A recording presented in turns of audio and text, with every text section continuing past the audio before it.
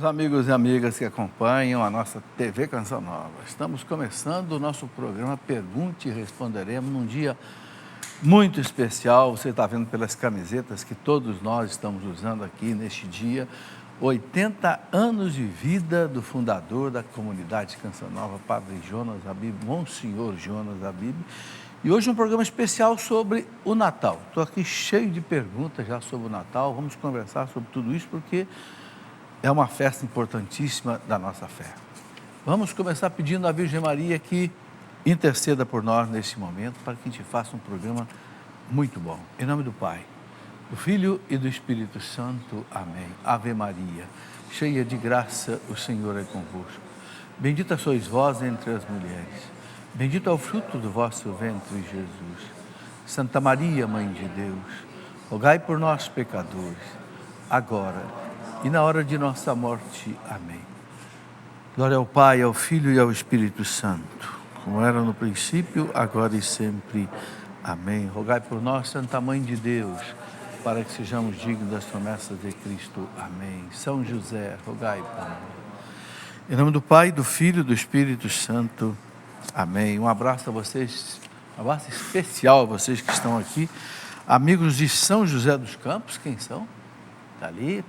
Cachoeira Paulista, aqui em São Paulo, aqui na nossa cidade, São Lourenço, Minas Gerais, Belford Roxo, no Rio de Janeiro, Russas, no Ceará, Fortaleza, Ceará, Guarulhos, São Paulo, Areias, Paraíba, Areia, é isso?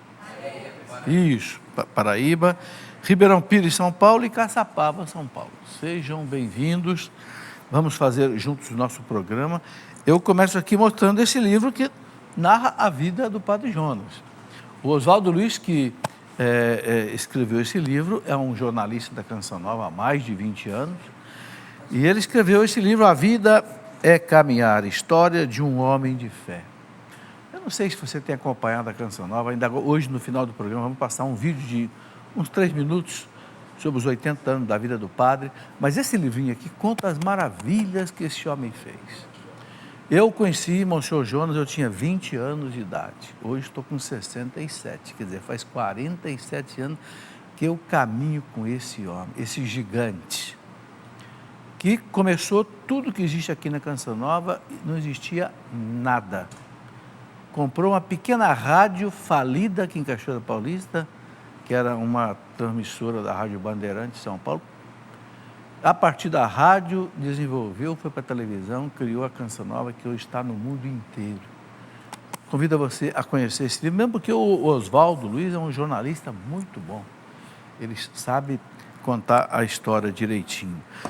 Muito bem, hoje dia de festa. Tivemos aí pela manhã a missa de 80 anos de Monsenhor Jonas Habib. Ele contou a história da vida dele, uma coisa impressionante. Dou graças a Deus, porque um homem com 80 anos de idade, com a cabeça perfeita, uma saúde de jovem, né?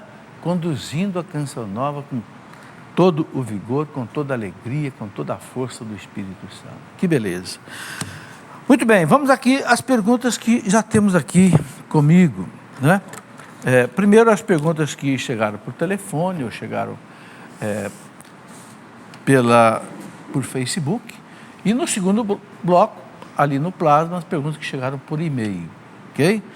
Hoje o nosso tema é Natal. Como nós estamos aí na semana do Natal, nas vésperas do Natal, então a direção do programa, a produção achou bom fazer um programa especial sobre o Natal. Então vamos lá, a primeira pergunta é a seguinte, a Luísa, por telefone, pergunta o seguinte: o que o senhor mais gosta do Natal?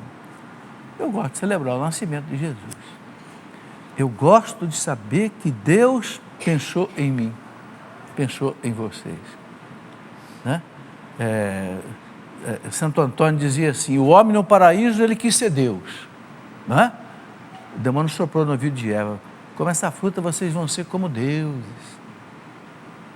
Adão e Eva quiseram ser Deus, aí Deus se fez homem, para consertar o estrago que Adão e Eva fizeram. Eles quiseram ser Deus, Deus se fez homem. Essa é a grande maravilha, saber que Deus pensou em nós desde toda a eternidade. Deus nos ama, essa é a alegria do Natal. E saber que nós temos um irmão que é Deus, porque ele é homem igual a nós. Igual a nós em tudo, diz a carta aos Hebreus, capítulo 13, no versículo 7, diz assim: ele é igual a nós em tudo, exceto no pecado. A única coisa nossa que ele não teve. Então, é um irmão amado, né? É homem, assumiu a nossa natureza humana, né? Desceu à terra para nos levar para o céu. É isso que eu mais gosto de celebrar. Evidentemente, com a Santa Missa, com a Eucaristia, com todas as coisas a mais do Natal, né? Qual sua lembrança mais forte desta época? Como era seu Natal quando era criança? Meu Natal era muito alegre, graças a Deus, né? Nós éramos 9 irmãos, meu pai comprava um presentinho para cada um, a gente deixava o sapatinho lá na janela, tinha aquela coisa, né? Porque vem lá de São Nicolau, né? São Nicolau, ele costumava ajudar as pessoas jogando pela janela uma ajuda. Daí que surgiu esse costume da criança deixar o sapatinho na janela, que o Papai Noel vai chegar de madrugada. E a gente ia dormir naquela expectativa, né? Amanhã vai encontrar o presente, porque à meia-noite o Papai Noel vai passar, né? Mas a gente tinha visão do Papai Noel, né? De São Nicolau, né? E a alegria do Natal. Antes da missa, nós íamos sempre a missa do galo, né? A missa da meia-noite, né? E depois celebrava o Natal. Carlos, que é via Facebook, gostaria que explicasse como foi o nascimento de Jesus, a apresentação no templo no 8º dia. Bom, o nascimento de Jesus foi na Gruta de Belém, um nascimento extraordinário. A Virgem Maria deu à luz e continuou virgem, é dogma de fé. Foi um parto diferente do parto das mulheres. A tradição da igreja diz que é um parto sem dor. Por quê? Porque Deus disse para Eva, né? Agora você vai dar à luz em dores, por causa do pecado. Maria não teve pecado, imaculada. Então, a tradição da igreja ensina que Maria, o parto foi extraordinário, milagroso, ninguém sabe como foi. João Paulo II dizia, não adianta querer explicar pela biologia, não tem explicação, é milagre, né? Na Gruta de Belém. A apresentação do templo no 8º dia, né? A apresentação não foi no 8º dia, no 8º dia ele foi circuncidado, né? Todo menino judeu era circuncidado, aquela marca que Deus deixou para Abraão para mostrar quem era pertencente ao povo de Deus, né? Era mais ou menos como que o batismo no Novo Testamento. Por isso que a partir do batismo cancelou-se a circuncisão, né?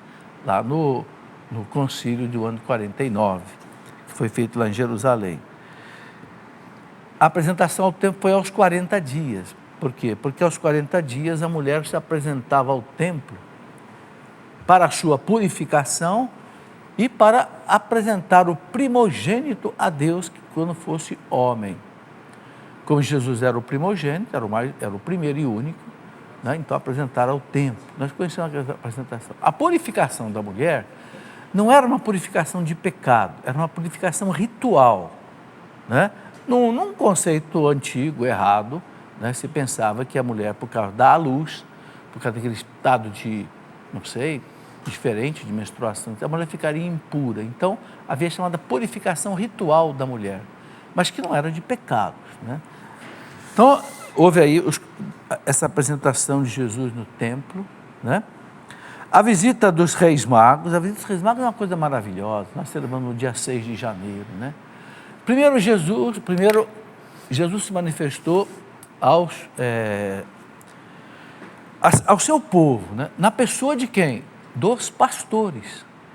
Os pastores eram judeus, estavam ali no campo dos pastores em Belém, onde Jesus nasceu. Esse campo existe ainda hoje, a gente visita lá, tem aquelas grutas ainda do tempo de Jesus, inclusive são celebradas missas dentro dessas grutas, não é? Porque os pastores eles se abrigavam ali com seus rebanhos também. E o anjo apareceu aos pastores e disse: eis que eu trago uma boa nova, nasceu para vocês o Salvador, o Messias, né? Que os profetas anunciaram há mais de 700 anos, né? E ele está em Belém, era bem perto ali do campo dos pastores. Os pastores foram lá e levaram ao menino, né, seus presentes, né? Por isso que os pastores aparecem no presépio. Aí vem os magos não são judeus, os magos vieram de longe, vieram da Pérsia, vieram provavelmente da África, não sei, uma região bem distante, né? Inclusive existe em Jerusalém, na cidade de Belém, a grande Basílica da Natividade, onde Jesus nasceu. É a basílica mais antiga de Jerusalém. Ela foi construída no século IV, pela mãe do imperador Constantino Santa Helena. Foi a única basílica que não foi destruída. Por quê?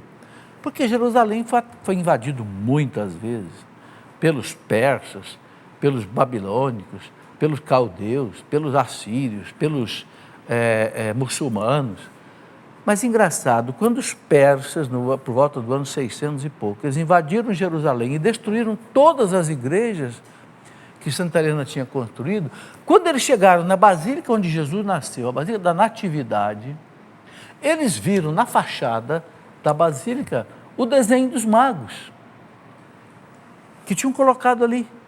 E eles identificaram que as roupas eram roupas que eles usavam, os persas, então eles não destruíram a basílica por causa disso.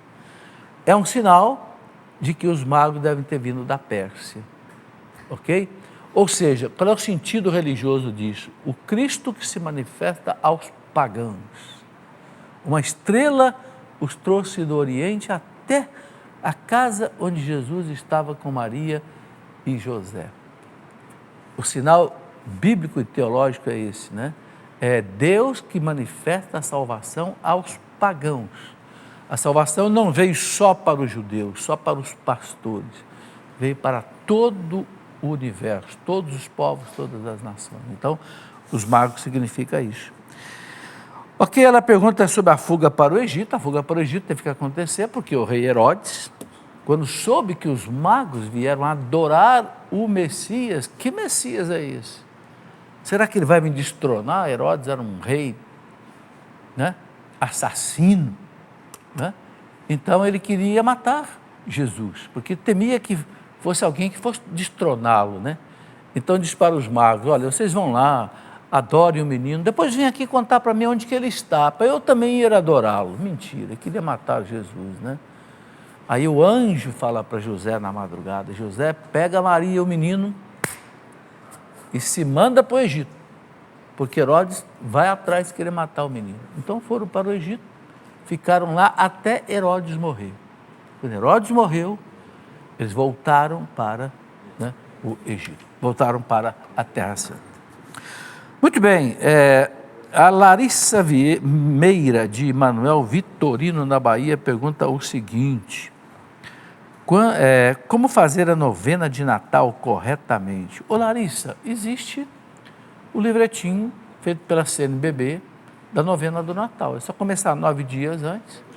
Agora, se você não tem aí nenhuma, não tem a novena da CNBB, se você entrar na internet, escrever lá no Google, por exemplo, novena de Natal, aparece ali uma novena aprovada pela igreja. Então, é fazer cada um dos dias, 9 dias antes do Natal, o que está prescrito ali, né? Tem várias novenas de Natal. Escolha uma, aprovada pela igreja, e faça essa novena, ok? E é muito bom fazer, né? Clarice pergunta o seguinte, via telefone: quando devemos iniciar a preparação para o Natal? Montar a árvore, o presépio, etc. Olha, quando começa o advento.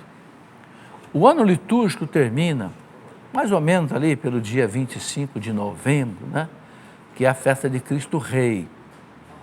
A partir do próximo domingo começa o advento, 4 domingos. Então aí, a partir do primeiro domingo praticamente de dezembro, nós temos 4 semanas do advento. Então aí é a hora de você fazer o seu presépio, preparar a árvore de Natal e etc. Ok? Começa então o quê? O tempo de Natal, né? Do advento.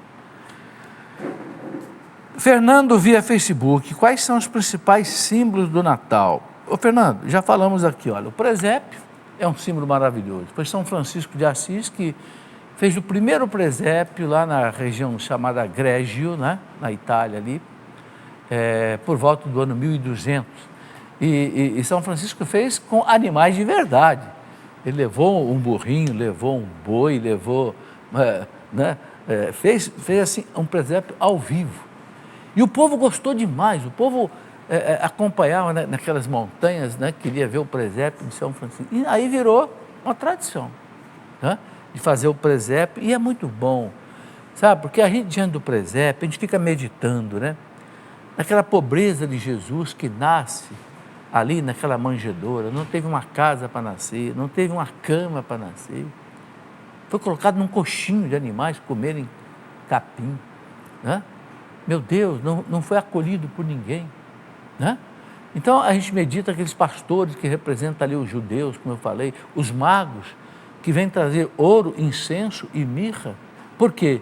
Porque o ouro é para o rei, o incenso é para Deus e a mirra é aquele produto que eles passavam para preparar a pessoa para o túmulo, porque aquele menino era o Cordeiro de Deus que tira o pecado do mundo. Um dia ele seria sepultado, né? Então, os magos, que representam todo o universo, além do judeu, trazem então essa. Então, o presépio põe a gente num estado assim de reflexão, né?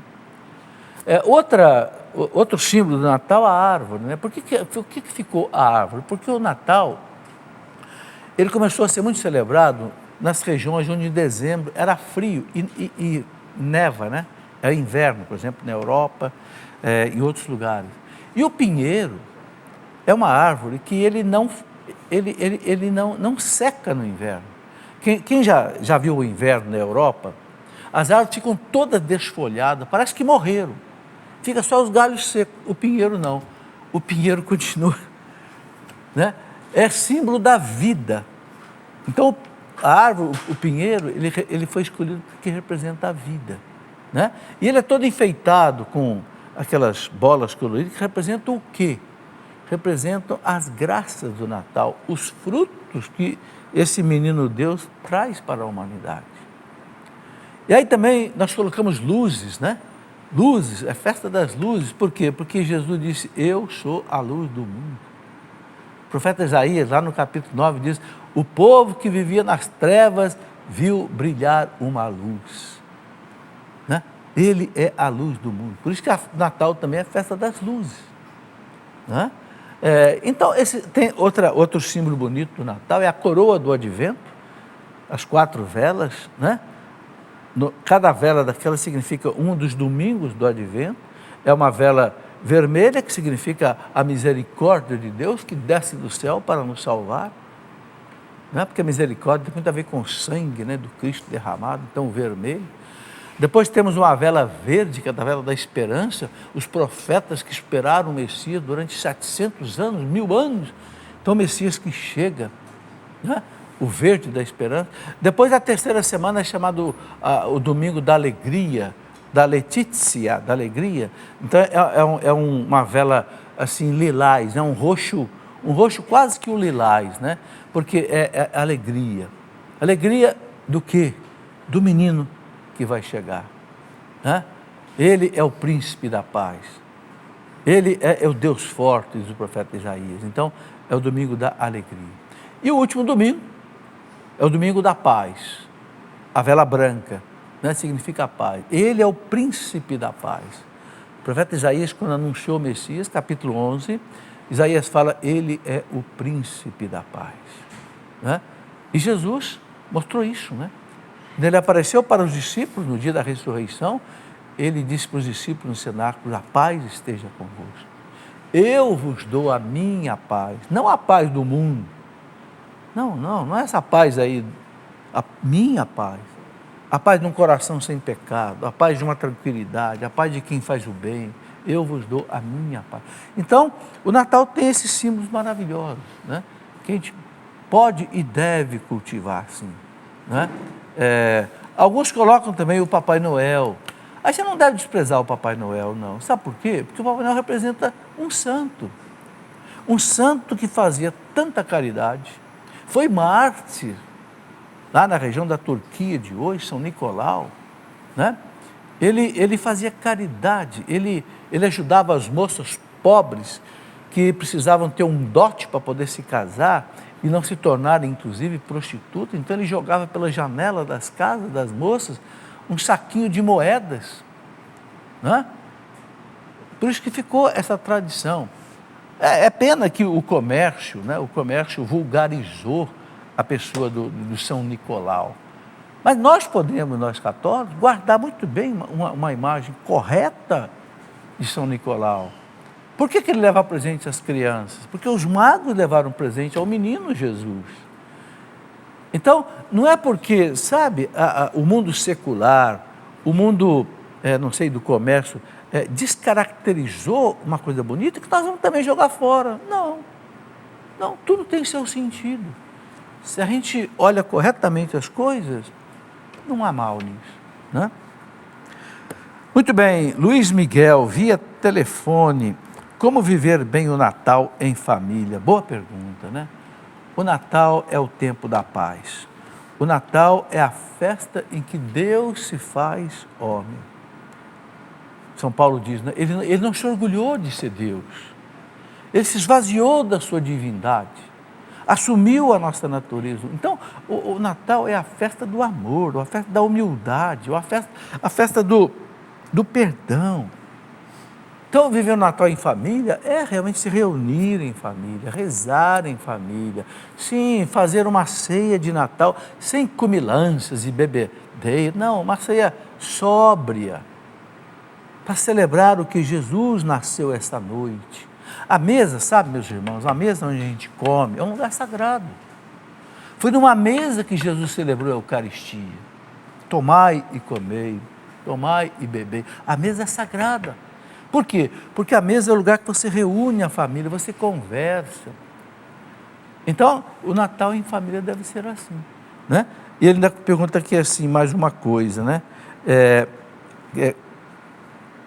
Como deve ser o Natal em família? Visto que nesta época as pessoas acabam convivendo por obrigação ou guardam muitas mágoas deste dia. Sabe, tem gente que tem o Natal como um dia triste. Por quê? Porque, infelizmente, muitas vezes acontece um sofrimento próximo do Natal, é uma morte próximo do Natal, é alguma coisa. Mas nós temos que desvencilhar as coisas. Nós cristãos temos que enfrentar o sofrimento da vida na fé. Cristo veio exatamente para que eu tenha fé e vença esse problema que eu estou vivendo. Esse parente que eu perdi, né? Não sei, esse filho. Não, eu vou celebrar o Natal na fé, porque o Senhor ressuscitou e vai nos ressuscitar. Então, nós cristãos não podemos deixar que a tristeza tome conta do Natal. Não, Deus é o Senhor de todas as coisas, Deus cuida de tudo, Deus está cuidando de nós, né? E aí, ele pergunta aqui também, que muitas vezes nessa época do ano também, as pessoas acabam não se convivendo bem. É a oportunidade de a gente pedir perdão às pessoas, reatar as amizades que foram rompidas, especialmente dentro da família, né? Infelizmente, muitos familiares, às vezes irmãos que brigam, pai que briga com o filho, é a hora de reconciliar. Ele é o príncipe da paz. Então, em nome de Jesus, dar o perdão um ao outro, reconciliar. Eliana Braga via telefone. Gostaria de saber se no dia 24 de dezembro, na missa do Galo, o Papa concede indulgência plenária. Não, Eliana, normalmente não. A indulgência plenária, normalmente, ela é concedida em algum evento, né? Por exemplo, o ano da misericórdia, o ano, por exemplo, mariano que nós vamos viver, estamos vivendo já, então o Papa concede uma indulgência. Mas especificamente para o Natal, pode ser que algum Papa dê a indulgência, mas não é uma coisa assim permanente, ok? E ela pergunta, quais as exigências que devemos cumprir para lucrar a indulgência plenária neste dia? Bom, ou neste dia ou em qualquer dia, a gente tem que fazer uma confissão bem feita, tem que, além da confissão, receber a Eucaristia naquele dia, rezar pelo Santo Padre, o Papa, pelo menos um Pai Nosso, uma Ave Maria e um Glória. E aí a quarta condição, né? Se o Papa coloca uma condição especial, cumprir essa condição. Ou então, nas condições normais durante o ano, você tem 4 alternativas para cumprir a 4ª condição. Quais são as 4 alternativas? Rezar um terço em família, diante de um oratório, ou então fazer a via sacra na igreja, ou então você fazer meia hora de adoração ao Santíssimo, ou então fazer meia hora de leitura bíblica, orando, meditando. Aí você ganha a indulgência plenária, ou para a sua alma, ou para uma alma do purgatório. Muito bem, vamos ao nosso intervalo. Depois dele, a gente vai então para as perguntas daqui do plasma. Pode esperar aí que você vai ver que o nosso intervalo é muito rápido. Muito bem, de volta com o nosso programa Pergunte e Responderemos. Você viu aí a rapidez do nosso intervalo, porque nós não temos propaganda. É um desafio tremendo a Canção Nova ficar no ar 24 horas, né? E além do desafio de manter toda essa programação, né? Vocês que estão aqui assistindo estão vendo aqui 3 câmeras trabalhando, são 3 funcionários, né? Tem mais ali a Marlúcia, que é a produtora do programa, tem lá na ilha a diretora, que é Ana Maria, e mais umas 10 pessoas trabalhando só para que esse programa vá para o satélite e chegue na sua casa. Quer dizer, é um desafio tremendo. E tem isso aqui em Cachoeira, tem televisão em Aracaju, tem a televisão em Belo Horizonte, tem a televisão em Brasília, que tem a mesma coisa. Quer dizer, é um arsenal de coisas impressionante, né? É uma despesa mensal de cerca de 20 milhões de reais. Isso para manter a televisão. Agora, a Canção Nova tem o maior desafio que ela já enfrentou até agora, né? Desde que começou a Rádio Canção Nova. Qual é? É a digitalização da televisão. Eu não sei se você que está me acompanhando entende isso. Nós estamos trabalhando num sistema chamado analógico, um sistema antigo. Todas as televisões do Brasil vão ter que passar por um sistema tecnológico mais novo, chamado digital. Você sabe o que é digital, né? Você pega aí o seu celularzinho, tudo não tem botão mais, você aperta na tela. Isso é um sistema digital, dígitos, né? Só que para isto, para a Canção Nova digitalizar todas as cidades receberem o canal da Canção Nova digitalizado, isso é uma fortuna. Tem que trocar todas as câmeras, tem que trocar todas as torres de transmissão. Isso vai milhões de reais. Ok? Eu não sei nem quantificar quanto isso dá. Ok? Então, por isso a Canção Nova fez esse ano esse calendário. Aqui está o último mês do calendário, mês de dezembro. Você está vendo aqui, mostrou o Jonas, né? Quem é sócio contribuindo recebeu esse calendário. Ok? E aqui é pedido uma contribuição extra. Não é para manter a programação da Canção, é para fazer a digitalização. Então, se você puder, e esse é um presente que você pode dar ao Padre Jonas hoje, o Sr. Jonas, nos 80 anos de vida dele, mais de 50 anos entregue a Deus, né?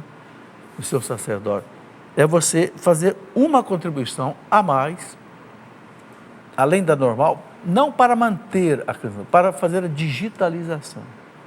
Ok? Então, você fala, mas já está no último mês do calendário. Você pode, se você quiser, usar os meses anteriores, os boletos dos meses anteriores, você pode usar também. Só fazer uma contribuição, ou dar para uma outra pessoa contribuir, pode. O banco recebe e passa para a Canção Nova. Ok? Agora eu queria falar uma coisa, não adianta dar menos que R$10. Por quê? Porque R$10 é o custo de impressão do calendário, mais o custo do correio e mais o custo do banco que cobra para receber. Isso dá R$10. Então, por isso aqui vem um boleto marcando aqui R$30. Porque aí a Canção Nova fica com 20, pelo menos. Ok? Muito bem, vamos aqui às perguntas do Natal que já chegaram aqui no nosso plasma. Ok? Vamos lá. O Cássio pergunta o seguinte: por que o Natal é comemorado dia 25 de dezembro? Cássio, não há um documento histórico da igreja que marque qual foi o dia exato que Jesus nasceu. Porque antigamente nós não tínhamos um calendário como hoje, assim, com tanta rigidez. E outra coisa, Jesus nasceu em Belém, aquela cidadezinha, não teve nem um quartinho para nascer. Você acha que alguém ia marcar a data de nascimento daquele? Ninguém marcou nada, mas se sabe que ele nasceu nessa época de dezembro. Pode ser que tenha nascido realmente no dia 25, Há alguns estudiosos que dizem que foi 25, mas não há uma certeza absoluta. Não importa. O importa é que a igreja marcou dia 25. E o que a igreja marca na terra, Deus marca no céu. Porque Jesus diz para o Papa, né? O que você ligar na terra, eu ligo no céu. Agora, por que os papas, lá por volta do século IV, fixaram o dia 25 de dezembro? Porque era a grande festa do Deus Sol, dos pagãos. O chamado Sol invicto, invencível. E era o quê? Os chamados solstícios de inverno. O que é o solstício? O solstício, para eles, era aquela noite mais longa do ano. E aí parece que o sol ia voltando. Então, nessa virada do sol que começa a voltar, na verdade não é o sol que volta, é a terra que o sol não movimenta, é a terra que movimenta. Só que eles não sabiam disso. Então, nos solstícios de inverno, eles celebravam o Deus Sol que está voltando.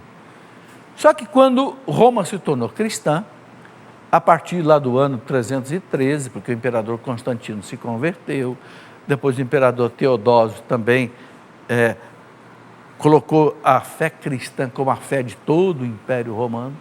Então a igreja cristianizou a festa do Deus Sol. Diz, o Sol, o Deus Sol verdadeiro, não é esse Sol aí, astro, é Jesus Cristo. Ele é o Deus verdadeiro, Ele é o Sol verdadeiro, que, como diz o profeta Malaquias, traz nos seus raios a cura e a salvação. Então, a igreja colocou 25. Foi uma pedagogia cristã, né, de transformar algo pagão no algo cristão. E isso foi feito em outras coisas. Por exemplo, vou dar mais um exemplo. A estola que o sacerdote usa quando celebra a missa, de onde é que vem? Era a estola que o senador romano usava como símbolo do poder do Império Romano. O maior império que o mundo já conheceu. Então a gente colocou essa estola no sacerdote. Quem tem poder mesmo não é o senador romano, é o sacerdote do Deus Altíssimo. Então a igreja foi cristianizando muita coisa. O Coliseu, que era a festa onde os cristãos eram jogados aos leões e tal, eles queriam destruir o Coliseu. O Papa disse, não destrua não, joga água benta nele, coloca uma cruz lá e o Coliseu agora, né? O panteão dos deuses em Roma, o panteão era uma espécie de uma basílica de todos os deuses pagãos.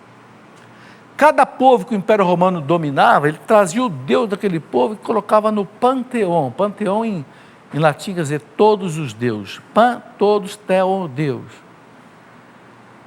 Esse panteão, que é do século I, existe ainda hoje lá em Roma, lá no centro de Roma. Não foi demolido. Mas o que é hoje?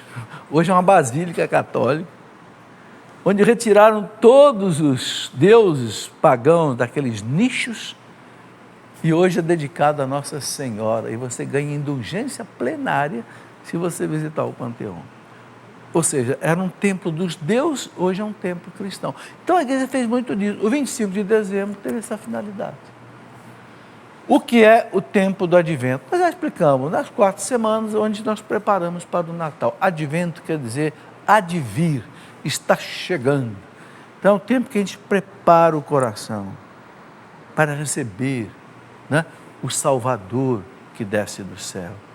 Ok? É a maior oferta que nós temos, né? Depois a Páscoa, que é a ressurreição de Jesus. Rosane e Marrocos. Qual a cultura religiosa brasileira que não celebra o Natal? Quem não celebra o Natal é quem não é cristão, né? Então, quem não acredita que Jesus Cristo é Deus, não celebra o Natal. Ou quem não acredita que ele nasceu no dia 25 de dezembro. Né? Nós, católicos, acreditamos. Nascer, né, está fixado pela igreja, então está fixado também por Deus, como eu já disse, então nós celebramos. Quem não acredita nisso não celebra. Igor Luiz Gama, qual é a verdadeira razão do Natal? A verdadeira razão do Natal é o nascimento de Jesus, né? O Salvador. Né? Sei que celebramos o nascimento do menino Jesus, mas qual é o aprofundamento desse acontecimento? O Igor, olha para o presépio. Eu já falei aqui no começo que o presépio ajuda a gente a fazer esse aprofundamento. Olha aquele menino, que é Deus, nasce pobre, de uma virgem pobre, de um homem simples, né? mas abençoados por Deus, que vem trazer a salvação do céu, aqueles pastores, os magos, as luzes, a estrela que guia os magos, lá da Pérsia até, né? Essa estrela, os santos doutores diziam, simboliza a fé. A fé através da qual nos leva até o Salvador. É a fé que nos leva a Ele. A fé que brilha no coração. É esse o aprofundamento do Natal. O Natal nos lembra o seguinte: se Jesus não tivesse vindo ao mundo para nos salvar, nós todos estaríamos no inferno. Claramente falando. Por quê? Porque o homem foi expulso do paraíso. Adão e Eva. E nós todos somos filhos de Adão e Eva. Nós fomos banidos do céu. Cristo veio e foi lá, no nosso inferno, vamos dizer assim, nos resgatar para Deus, com o preço do seu sangue, da sua cruz. É isso que significa o Natal. Veio o Salvador. Por isso que os anjos cantaram glória, né? Glória a Deus nas alturas, paz na terra aos homens por Ele amados. É isso que significa o Natal. É a vitória da nossa salvação, né? Nenhum homem poderia nos salvar. Nenhum homem poderia oferecer a Deus o preço do resgate da nossa salvação. Tinha que ser um homem que também fosse Deus. Então Deus se fez homem. É isso o Natal. Alice Nice, as velas do Advento têm cores especiais? Tem, Alice. Normalmente, aquilo que eu já falei aqui, o vermelho da misericórdia, o verde da esperança, o branco da paz, o lilás, né? o roxo claro da alegria. As 4 semanas do Advento. Verônica, as missas da véspera de Natal e Ano Novo são de preceito? Elas valem pelas missas dos dias de Natal e Ano Novo? Olha, quem participa da missa na véspera do Natal, por exemplo, Natal é dia 25, participa no dia 24, à tarde, à noite, já cumpriu o preceito. Mesma coisa no Ano Bom. Se a pessoa participou da missa na véspera, à noite ou à tarde, já cumpriu. Se quiser ir de novo, no Natal, esse ano cai no domingo, né? Se quiser ir de novo na missa do domingo, mesmo tendo ido na missa do sábado, ou a missa do galo, melhor ainda. Inclusive a leitura é diferente, né? A leitura da missa do dia 24 à noite é diferente da leitura da missa do dia 25, né? Então, eu gosto, por exemplo, de ir nas duas missas, na véspera e depois de ir também na do domingo. Mas indo numa delas, você já cumpriu o preceito. Leandro Oliveira, o Natal tem algo relacionado ao paganismo antigo, como os muitos costumam acusar? Ateus geralmente dizem que copiamos essa data do deus Mitra. É aquilo que eu falei, o mitraísmo era uma religião pagã que adorava o sol, de 25 de dezembro. Mas como o mitraísmo foi revogado, e entrou o cristianismo em Roma, a partir do ano 385, com o imperador Teodósio o Grande, a igreja, como eu já expliquei, cristianizou o dia 25, colocando a festa do Natal. Mas não tem nada a ver com o mitraísmo. O mitraísmo era uma religião pagã horrível.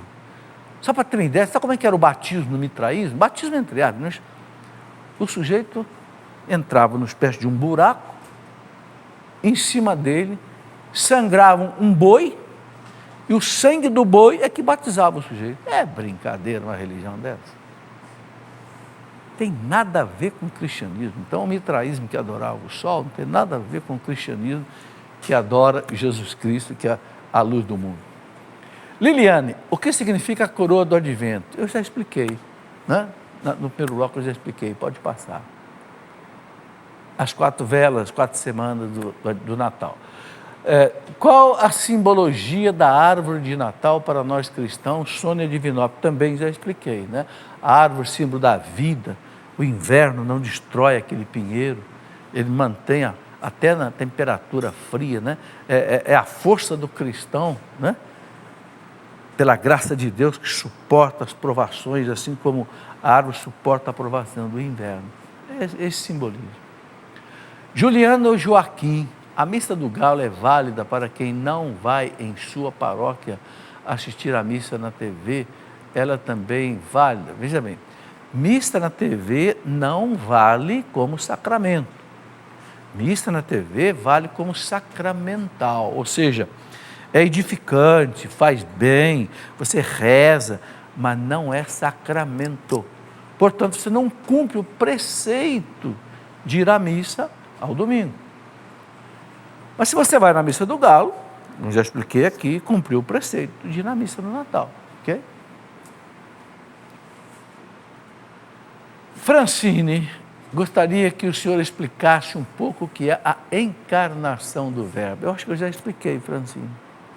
O Verbo se fez carne, se fez homem e habitou entre nós. Jesus, o Verbo, lá no seio do Pai, puro Espírito, é a palavra de Deus, o Verbo quer dizer palavra, assumiu no seio da Virgem Maria, por obra do Espírito Santo, assumiu a natureza humana.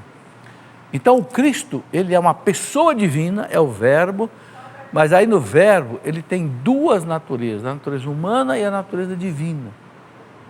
É isso que significa encarnação, esse mistério. Mistério de um Deus que também é homem. Por que tem que ser Deus e tem que ser homem? Porque para ele unir o homem com Deus, ele tem que ser homem e tem que ser Deus. Ele é a ponte, o pontífice, a ponte. Por isso que nenhum homem podia salvar a humanidade, porque todo homem é apenas homem. Então tinha que ser um homem que também fosse Deus. Por isso que o Papa Leão Magno, no ano 451, no concílio de Calcedônia, ele condenou uma heresia chamada monofisismo. Mono quer dizer um, física quer dizer natureza. O monofisismo era uma heresia que dizia, não, Jesus é apenas Deus, ele não é homem, ele não tem natureza humana. O Papa disse, sim senhor, tem sim. Se ele não tem natureza humana, ele não pode ser o Redentor, ele não pode ser a ponte, o pontífice. Né? Então a encarnação significa exatamente isso, Deus que se faz. É um mistério extraordinário. Né? Nós não conseguimos compreender o mistério de um Deus que ao mesmo tempo é homem. Agora é porque você vê, um homem não faz os milagres que Jesus fez. Homem nenhum multiplica pães, homem nenhum anda sobre as águas, homem nenhum ressuscita mortos. E veja que ele falava em nome próprio. Lázaro, eu te ordeno, levanta, venha para fora. Ele não fala, Lázaro, eu vou pedir para o meu pai, para você. Não. Ele, jovem, levanta-te, eu estou ordenando. Quero, fica curado. Ou seja, o poder divino nele, ele é transparente. E ao mesmo tempo era homem. Se não fosse homem, não podia morrer numa cruz. Não é? Por isso que ele pode morrer numa cruz. Ele sente fome, ele sente sono, ele sente cansaço, sente dor. Ronaldo Martins, a Santa Igreja, em sua biblioteca particular, que deve ser imensa, em história. Essa biblioteca aqui, Ronaldo, não é só no Vaticano, é nas congregações religiosas, nos mosteiros, todo mundo tem biblioteca, né? Até nós mesmos temos. Né? Não tem nada que se fale sobre possível data que Jesus nasceu, ou nenhum dos apócrifos fala disso, não fala, Ronaldo. Pelo menos a igreja não tem um documento assim conclusivo, uma certeza absoluta. A igreja não se preocupa com isso. Sabe, uma coisa que aproveito para dizer aqui, quantas festas religiosas nós temos? Né? Por exemplo, 15 de agosto, Assunção de Nossa Senhora ao céu. Será que Nossa Senhora subiu ao céu 15 de agosto? Mas a igreja marcou 15 de agosto. O Papa marcou 15 de agosto. Então o céu celebra 15 de agosto. Está entendendo? Nascimento de Nossa Senhora, 8 de setembro. Será que alguém marcou isso? Não tem. Mas a igreja, por um motivo especial, marcou o 8 de setembro como nascimento de Nossa Senhora. E depois, 8 de dezembro, a concepção dela sem pecado original, porque de 8 de dezembro até 8 de setembro são 9 meses de gestação. A igreja marcou. Se a igreja marcou, o céu também marcou. Isso é que é importante. Baseado naquilo que Jesus diz para Pedro. O que você ligar na terra, eu ligo no céu. Nós temos que ter isso como um tesouro na nossa mão, gente.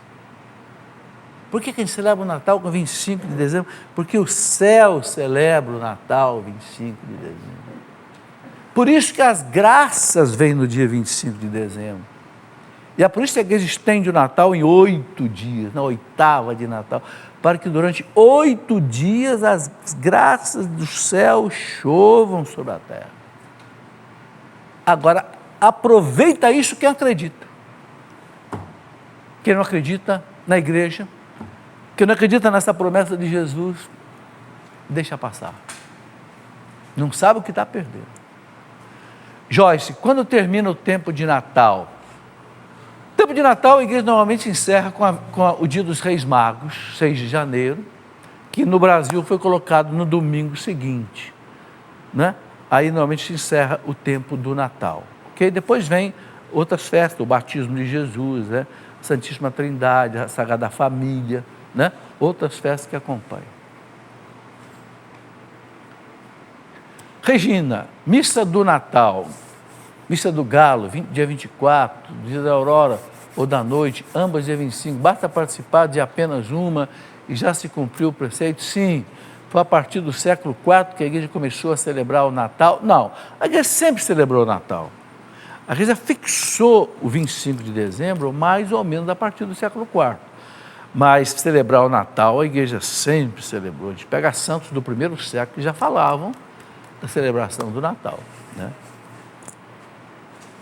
O que mais, Caio? O que é a igreja, a estrela de Belém, a estrela que guiou os magos, existiu de verdade? Caio, existiu. A igreja não tem dúvida de dizer que foi a mão de Deus ali.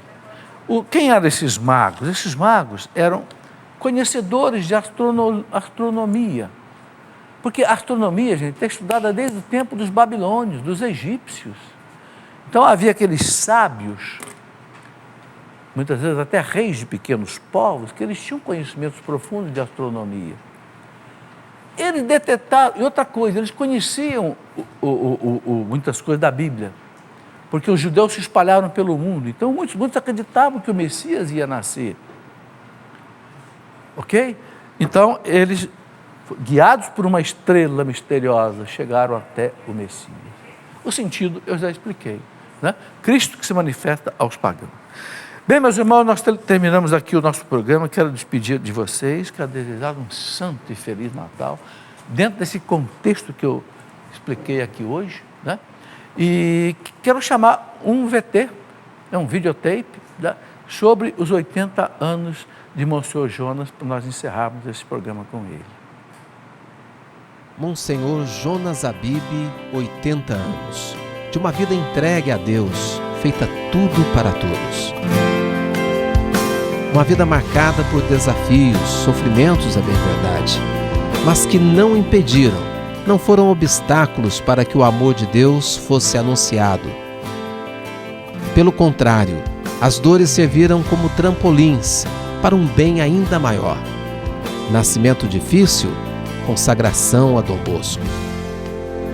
Feito tudo para Doença nos olhos, mudança para a capital, contato com a congregação salesiana. Fortes dores no final dos estudos para se ordenar padre, encontro pessoal com Cristo. Tuberculose, transferência para Lorena, batismo no Espírito. Impedimento de viajar para retiros Brasil afora, por motivos de saúde, Cachoeira Paulista se transforma num centro de evangelização, uma cidade turística religiosa. Aos poucos, vai se solidificando no coração do Padre Jonas uma confiança total na providência divina, no cuidado que Deus tem por cada um de nós. A certeza de que, se fazemos sua vontade, tudo mais é concedido por acréscimo. Vai se materializando o sonho, com a fazenda de areias emprestada para os encontros, com a casa para atendimentos e grupos de oração em Lorena, com a primeira sede própria em Queluz, que testemunharia a ternura de Deus no dia a dia, num peixe assado, num sabonete, numa pasta de dente doada, na compra da Rádio Bandeirantes de Cachoeira Paulista, na autorização no último instante para o início das transmissões da TV Canção Nova, nas construções extraordinárias do Centro de Evangelização e do Santuário do Pai das Misericórdias. Enfim, no milagre diário de evangelizar pelos meios de comunicação sem ter os recursos mínimos. 80 anos em família. Desde sua origem sírio-libanesa por parte do pai e italiana por parte da mãe, o valor com os de casa. Ao entrar no seminário, transfere este espírito de família na convivência com os irmãos salesianos. Com a renovação carismática, tem um relacionamento próximo não só com os jovens e membros de equipe, mas também com seus familiares. E há 38 anos, vive sua presença amorosa principalmente na comunidade Canção Nova, lugar de partilha da Palavra de Deus, de vida reconciliada. Padre Jonas Habib, na sua entrega, no seu entusiasmo, somos confirmados na fé, na vocação, no sonho de homens novos para um mundo novo. Parabéns, Padre Jonas Habib.